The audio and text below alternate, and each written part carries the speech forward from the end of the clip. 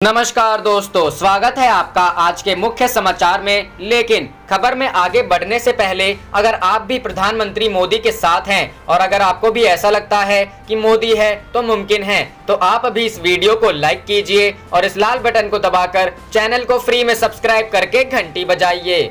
रुक करते हैं पहले खबर की तरफ। कोरोना वायरस पर योगी सरकार का बड़ा फैसला, 30 जून तक सार्वजनिक कार्यक्रमों और आयोजनों पर रोक। जी हां दोस्तों, कोरोना वायरस के संक्रमण के प्रसार को रोकने के लिए उत्तर प्रदेश सरकार ने बड़ा फैसला लिया है। मुख्यमंत्री योगी आदित्यनाथ ने अधिकारियों को आदेश दिया है कि 30 जून तक सार्वजनिक तौर पर इकट्ठा होने पर रोक लगाई जाए। आगे का निर्णय स्थिति को देखते हुए लिया जाएगा। उत्तर प्रदेश में शनिवार को कोरोना वायरस संक्रमण के कुल मामले बढ़कर 1621 हो गए।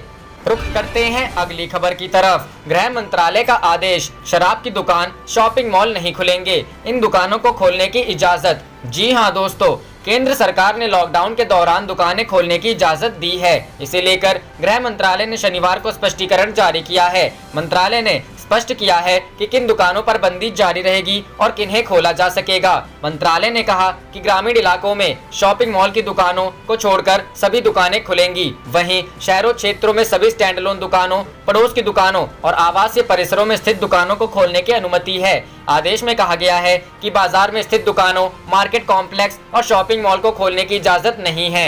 गृह मंत्रालय ने स्पष्ट किया कि ई कॉमर्स कंपनियों को केवल जरूरी चीजों की बिक्री की अनुमति होगी। इसके अलावा कोरोना वायरस के प्रबंधन के लिए जारी दिशा निर्देशों के तहत शराब की दुकानें और अन्य चीजें बंद रहेंगी। मंत्रालय ने अपने स्पष्टीकरण में कहा कि ग्रामीण और शहरी क्षेत्रों के हॉटस्पॉट क्षेत्रों में इन दुकानों के खुलने पर रोक जारी रहेगी। इससे पहले शुक्रवार को गृह मंत्रालय ने आदेश में कहा था कि सभी राज्यों और केंद्र शासित प्रदेशों में जरूरी सावधानियों को ध्यान रखते हुए 50% कर्मचारियों के साथ दुकान और प्रतिष्ठान खोले जा सकते हैं। गृह मंत्रालय ने राज्यों और केंद्र शासित प्रदेशों में दुकान एवं प्रतिष्ठान अधिनियम के तहत पंजीकृत दुकानों को 50% कार्यबल के साथ खोले जाने की अनुमति दी थी। साथ ही कहा कि ऐसे प्रतिष्ठानों को सोशल डिस्टेंसिंग जैसे सावधानियों का पालन करना होगा।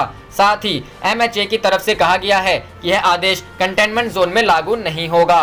रुख करते हैं अगली खबर की तरफ। कोरोना वायरस, मजदूरों की घर वापसी पर तैयार हो रहा है प्लान, केंद्र सरकार रख सकती है ये शर्तें। जी हां दोस्तों, कोरोना वायरस के संक्रमण को रोकने के लिए इन दिनों देश भर में 3 मई तक लॉकडाउन लागू है। ऐसे में देश के कई शहरों में प्रवासी मजदूर फंस गए हैं। वो किसी तरह से अपने घर लौटना चाहते हैं। ऐसे अब इनकी वापसी को लेकर केंद्र सरकार प्लान तैयार कर रही है। उम्मीद जताई जा रही है कि लॉकडाउन खुलते ही इन सबकी घर वापसी हो सकती है। सूत्रों के मुताबिक मजदूरों की घर वापसी को लेकर केंद्र और राज्य सरकारों के बीच बातचीत चल रही है। कहा जा रहा है कि उत्तर प्रदेश और मध्य प्रदेश जैसे राज्यों ने मजदूरों को वापस लाने के लिए पहले ही हामी भर दी है। सूत्रों के मुताबिक मजदूरों को सीधे घर नहीं भेजा जाएगा। कहा जा रहा है कि अपने राज्य पहुंचने के बाद सबसे पहले इन्हें किसी खास जगह पर क्वारंटीन किया जाएगा। इसके बाद इन सबको अपने अपने गांव भेजा जाएगा। बता दें कि लॉकडाउन लागू होने के बाद घर जाने की उम्मीद में ये सारे मजदूर दिल्ली और मुंबई के रेलवे स्टेशनों पर हजारों की संख्या में जमा भी हुए थे। मुख्यमंत्री शिवराज सिंह चौहान ने इस संबंध में अधिकारियों को निर्देश जारी किए हैं। सीएम शिवराज के मुताबिक जो मजदूर प्रदेश के बाहर लॉकडाउन में फंस गए हैं उन्हें वापस लाया जाएगा। उन्होंने इस संबंध में महाराष्ट्र, उत्तर प्रदेश, गुजरात और राजस्थान के मुख्यमंत्रियों से फोन पर बात की है। मध्य प्रदेश सरकार मजदूरों को वापस लाने के लिए अपने स्तर पर पूरी व्यवस्था करेगी। इसके साथ ही प्रदेश के अंदर अलग अलग जिलों में फंसे मजदूरों को भी उनके जिलों में जाने की अनुमति दी जाएगी। पिछले दिनों महाराष्ट्र के डिप्टी सीएम अजीत पवार ने इन मजदूरों की मदद के लिए रेल मंत्री पीयूष गोयल को चिट्ठी लिखी थी। उन्होंने रेल मंत्री से गुजारिश किया है कि लॉकडाउन में महाराष्ट्र के अलग अलग शहरों में फंसे प्रवासी मजदूरों को उनके घर वापस भेजने के लिए विशेष ट्रेनें चलाई जाएं। ये ट्रेनें पुणे और मुंबई से चलाने की मांग की गई है। रुख करते हैं अगली खबर की तरफ। मोदी सरकार की स्वामित्व स्कीम से गांव वालों की बदलेगी तकदीर, जाने किस राज्य में हो रही है सबसे पहले शुरू। जी हां दोस्तों, ग्रामीण इलाकों में रहने वाले करोड़ों लोगों के लिए बड़ी खबर है। मोदी सरकार ने पंचायती राज दिवस के दिन शुक्रवार को स्वामित्व स्कीम लॉन्च की। इस स्कीम के तहत अब सभी गांवों में ड्रोन के माध्यम से गांव की हर संपत्ति की मैपिंग की जाएगी। मैपिंग के बाद गांव के लोगों को उनकी संपत्ति का मालिकाना प्रमाण पत्र दिया जाएगा। आपके मन में भी कई सवाल उठते होंगे कि इस स्कीम का आपको क्या फायदा होगा। संपत्ति पर तो आपका मालिकाना हक पहले से ही है और प्रमाण पत्र के नाम पर आपके पास कुटुंब रजिस्टर में दर्ज आपका और परिवार के सदस्यों का नाम। बता दें कि गांव की खेती जमीन का रिकॉर्ड खसरा खतौनी में तो होता है, लेकिन गांव की आवासीय संपत्ति का मालिकाना हक के आधार पर कोई रिकॉर्ड नहीं है। इस स्कीम के जरिए यह हर आवासीय संपत्ति की पैमाइश कर मालिकाना हक सुनिश्चित किया जाएगा। चलिए जानते हैं स्वामित्व स्कीम से आपको क्या क्या लाभ होंगे। गांव की आवासीय संपत्ति पर बैंक नहीं देते थे लोन। स्वामित्व योजना से ग्रामीणों को एक नहीं अनेक लाभ होंगे। इससे आवासीय संपत्ति को लेकर भ्रम और झगड़े खत्म होंगे। गांव में विकास योजनाओं की प्लानिंग में मदद मिलेगी। सबसे बड़ा फायदा ये है कि अब तक गांव की आवासीय संपत्ति पर बैंक लोन नहीं देते थे। अब इस स्कीम के बाद शहरों की तरह गाँव में भी आप बैंकों से लोन ले सकेंगे, यानी स्वामित्व प्रमाण पत्र के जरिए आप बैंक से लोन ले सकते हैं। अभी उत्तर प्रदेश, महाराष्ट्र, कर्नाटक, हरियाणा, मध्य प्रदेश और उत्तराखंड में इस योजना को प्रारंभिक तौर पर शुरू कर रहे हैं। रुख करते हैं अगली खबर की तरफ। कोरोना संकट, आरएसएस ने अक्षय तृतीया पर देश से हवन करने की अपील की। जी हां दोस्तों, कोरोना वायरस की दहशत पूरी दुनिया में फैली हुई है। इससे मुक्ति के लिए राष्ट्रीय स्वयंसेवक संघ ने 26 अप्रैल को अक्षय तृतीया के अवसर पर लोगों से हवन पूजन करने की अपील की है। इसी दिन संघ प्रमुख मोहन भागवत का वक्तव्य भी होगा, जिसे सुनने के लिए ऑनलाइन भी व्यवस्था की गई है। अवध प्रांत के सह प्रांत कार्यवाह प्रशांत भाटिया ने बताया कि आरएसएस की ओर से 26 अप्रैल के दिन समाज में विभिन्न मत, पंथ व संघ कार्यकर्ता अपने घरों में प्रातः हवन पूजन करेंगे, जिससे वातावरण शुद्ध हो। भाटिया ने बताया कि अक्षय तृतीया के शुभ मुहूर्त में सभी लोग प्रातः 7 से 11 बजे के बीच हवन करेंगे। हवन का मुख्य उद्देश्य पर्यावरण को शुद्ध करना एवं विश्व को जल्द से जल्द कोरोना वायरस से मुक्ति मिले, इसके लिए प्रार्थना करना है। प्रशांत भाटिया ने बताया कि अक्षय तृतीया 26 अप्रैल की शाम 5 बजे राष्ट्रीय संघ प्रमुख डॉक्टर मोहन भागवत का नागपुर से उद्बोधन होगा। संघ के कार्यकर्ताओं और सरसंघ चालक संबोधित करेंगे। प्रांत संघ चालक प्रभु नारायण के अनुसार सरसंघ चालक वर्तमान परिदृश्य व हमारी भूमिका के विषय में कार्यकर्ताओं का उद्बोधन करेंगे। यह बौद्धिक संघ के ऑफिशियल यूट्यूब चैनल youtube.com व फेसबुक पेज पर लाइव होगा।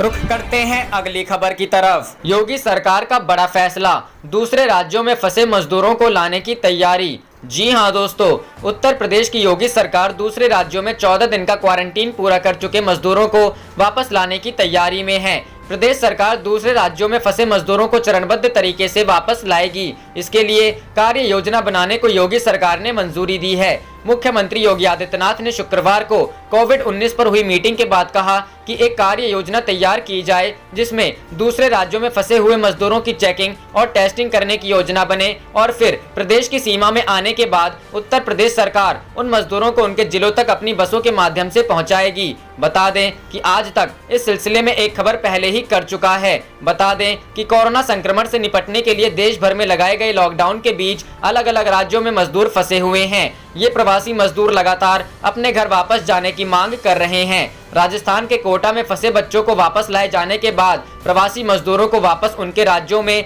भेजे जाने की मांग बढ़ गई थी। बसपा प्रमुख मायावती, सपा प्रमुख अखिलेश यादव सहित कांग्रेस महासचिव प्रियंका गांधी ने कोटा से बच्चों को वापस लाए जाने के योगी सरकार के कदम की तारीफ की थी। साथ ही दूसरे राज्यों में फंसे मजदूरों को वापस लाए जाने की मांग की थी। रुख करते हैं अगली खबर की तरफ। सिर्फ स्लीपर कोच, ज्यादा किराया, लॉकडाउन के बाद ट्रेन चलाने के ये हैं प्रस्ताव। जी हां दोस्तों, कोरोना वायरस ने भारत समेत पूरी दुनिया में तबाही मचा रखा है। मोदी सरकार ने इस जानलेवा वायरस को फैलने से रोकने के लिए देशव्यापी लॉकडाउन कर रखा है। इसके चलते ट्रेन, मेट्रो, फ्लाइट और सार्वजनिक परिवहन पूरी तरह से बंद है। यह लॉकडाउन 3 मई तक चलेगा। इस बीच रेलवे ने लॉकडाउन के बाद कुछ स्पेशल ट्रेन चलाने के फॉर्मूले पर विचार कर रही है। सूत्रों के मुताबिक लॉकडाउन खत्म होने के बाद शुरुआत में कुछ स्पेशल पैसेंजर ट्रेनों का चलाने का प्रस्ताव है। ये ट्रेनें ग्रीन जोन में चलाई जाएंगी और सिर्फ इमरजेंसी में ही लोगों को यात्रा करने की इजाजत होगी। हालांकि कंटेनमेंट जोन और हॉटस्पॉट इलाके में कोई यात्री ट्रेन नहीं चलाई जाएगी। इन स्पेशल ट्रेनों का किराया भी काफी ज्यादा रखा जाएगा ताकि लोग सिर्फ इमरजेंसी में ही यात्रा करें। इससे पहले रेलवे सीनियर सिटीजन, दिव्यांगों और छात्रों समेत अन्य को किराए में मिलने वाली रियायत को बंद कर चुका है।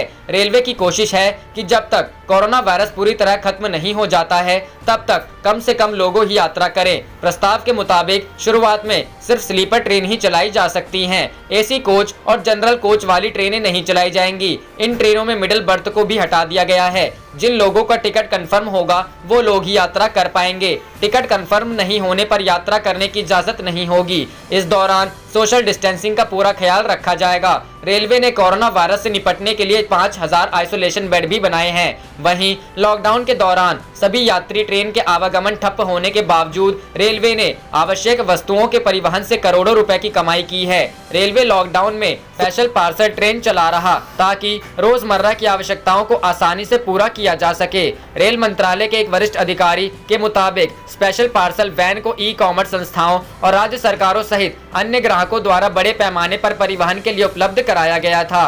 रुख करते हैं अगली खबर की तरफ। मोदी सरकार के इन 3 फैसलों ने बचाई लोगों की जिंदगी, कोरोना संक्रमण दर में गिरावट। जी हां दोस्तों, केंद्र की नरेंद्र मोदी सरकार ने शुक्रवार को कहा कि भारत कोरोना वायरस के संक्रमण को कम करने में सफल रहा है। इसके लिए कई आंकड़े भी पेश किए गए। सरकार ने कहा है कि 21 मार्च को संक्रमण दोगुना होने का जो दर 3 दिन था, वह अब 24 अप्रैल को 10 दिन है। इस दौरान सरकार की तरफ से 3 महत्वपूर्ण फैसलों का जिक्र किया गया है, जिनमें देशव्यापी लॉकडाउन, अंतर्राष्ट्रीय फ्लाइट पर पाबंदी और कोरोना टेस्टिंग के साथ साथ क्वारंटीन करने का निर्णय शामिल है। कोरोना वायरस को लेकर गठित देश के 11 में से 2 ग्रुप के अधिकारियों ने कहा कि भारत की रणनीति की सफलता को पहचानना महत्वपूर्ण था। यह आगे और भी अधिक पॉजिटिव परिणाम देगा। एक कमेटी के चेयरमैन ने कहा, 21 मार्च को देश में कुल पॉजिटिव केस की संख्या 300 थी। इसका डबलिंग रेट 3.2 और 3.3 दिन था। इसके बाद जनता कर्फ्यू लगाया गया। 23 मार्च के आसपास स्थिति बदली,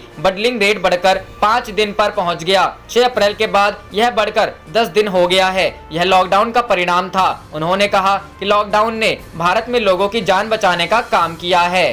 रुख करते हैं अगली खबर की तरफ। लॉकडाउन में आपकी जरूरत का सामान घर पहुंचाने के लिए सरकार शुरू कर रही है ई कॉमर्स पोर्टल। जानिए क्या है प्लान। जी हां दोस्तों, कोरोना वायरस महामारी की वजह से देश में लॉकडाउन चल रहा है, जिस वजह से लोगों को खाने पीने की चीजें मिलने में भी कई मुश्किल आ रही है। मौजूदा हालात में लोगों तक जरूरी सामानों की आपूर्ति सुनिश्चित करने के लिए व्यापारियों ने जल्द ही ई कॉमर्स पोर्टल लॉन्च करने जा रहे हैं। केंद्र सरकार के वाणिज्य मंत्रालय के DPIIT ने confederation of all India traders के साथ मिलकर एक राष्ट्रीय ई कॉमर्स पोर्टल को शुरू करने का निर्णय लिया है। इसके तहत स्थानीय किराना स्टोर ऑनलाइन ऑर्डर लेकर ग्राहकों को होम डिलीवरी कराएंगे। इस मुहिम में DPIIT एवं CAIT के अलावा अन्य promoter startup India, invest India, all India consumer product distributors federation और अवाना कैपिटल हैं। इस ई कॉमर्स पोर्टल से देश के 7 करोड़ व्यापारियों को जोड़ने का लक्ष्य होगा। इसमें मैन्युफैक्चरर, डिस्ट्रीब्यूटर, थोक विक्रेता, खुदरा विक्रेता और उपभोक्ताओं की चेन शामिल होगी। कैट के राष्ट्रीय महामंत्री प्रवीण खंडेलवाल ने बताया कि ई कॉमर्स राष्ट्रीय बाजार की डिजाइन पहले ही की जा चुकी है।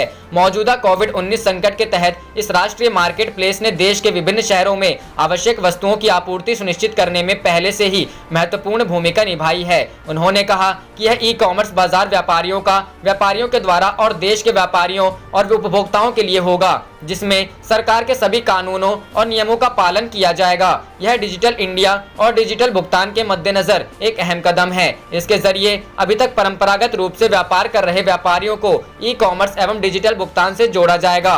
कैट का कहना है कि केंद्र सरकार ने कोविड-19 के चलते लॉकडाउन अवधि के दौरान उपभोक्ताओं को आवश्यक वस्तुओं की पर्याप्त आपूर्ति सुनिश्चित करने के लिए निर्देश दिए हैं। सरकार ने फार्मेसी और किराने की दुकानों को लॉकडाउन अवधि के दौरान खुले रहने और आवश्यक खाद्य आपूर्ति और दवाओं की होम डिलीवरी के निर्देश समय समय पर जारी किए हैं। मौजूदा संकट में खासकर देश के टियर 2 और 3 शहरों की एक बड़ी आबादी जरूरी दैनिक सामानों के लिए किराना स्टोरों पर निर्भर है।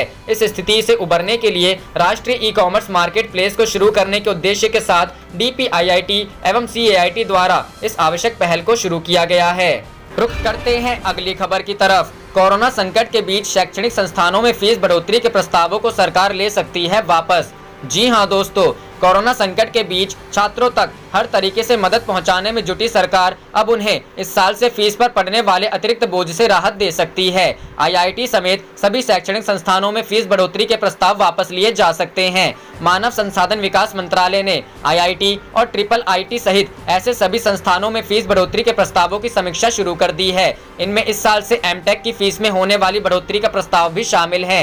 मानव संसाधन विकास मंत्रालय से जुड़े अधिकारियों ने मुताबिक फिलहाल फीस में बढ़ोतरी न करने को लेकर वैसे तो सहमति बन गई है, लेकिन अभी इस पर फैसला होना बाकी है। वैसे भी फीस बढ़ाने का फैसला एक पूरी कमेटी का होता है, इसीलिए सभी की सहमति से ही इसे टाला जा सकता है। मानव संसाधन विकास मंत्री रमेश पोखरियाल निशंक की अगुवाई में सितंबर 19 में हुई IIT काउंसिल की बैठक में एमटेक फीस में बढ़ोतरी सहित कई बड़े फैसले लिए गए थे। इसके तहत एमटेक की फीस में 10 गुना बढ़ोतरी को मंजूरी दी गई थी। हालांकि इसे चरणबद्ध तरीके से अगले 3 सालों में लागू करना था। ऐसे में यह बढ़ोतरी नए सत्र 2020 से शुरू होनी थी। इसके चलते एमटेक की फीस करीब 2 लाख रुपए सालाना करने का फैसला लिया गया था। अब यह अलग अलग संस्थानों में औसतन सालाना 20 से 50 हजार रुपए तक है। इसके साथ ही काउंसिल ने एमटेक के फीस के ढांचे को देश भर के सभी संस्थानों के लिए एक जैसा बनाने का भी सुझाव दिया था। सूत्रों के मुताबिक IIT और IIIT के साथ ही देश के कई केंद्रीय विश्वविद्यालयों ने भी नए सत्र से फीस में बढ़ोतरी प्रस्तावित कर रखी है। हालांकि मंत्रालय ने इसे लेकर तब सक्रिय हुआ जब IIT और IIIT ने एमटेक की प्रस्तावित फीस बढ़ोतरी को लेकर मंत्रालय ने जानकारी ली। इसके बाद तो इस प्रस्ताव पर आला अधिकारियों की नजर पड़ी। सूत्रों की माने तो मानव संसाधन विकास मंत्री को भी इससे अवगत कराया गया। आप देख रहे थे आपका अपना चैनल जय हिंद जय भारत।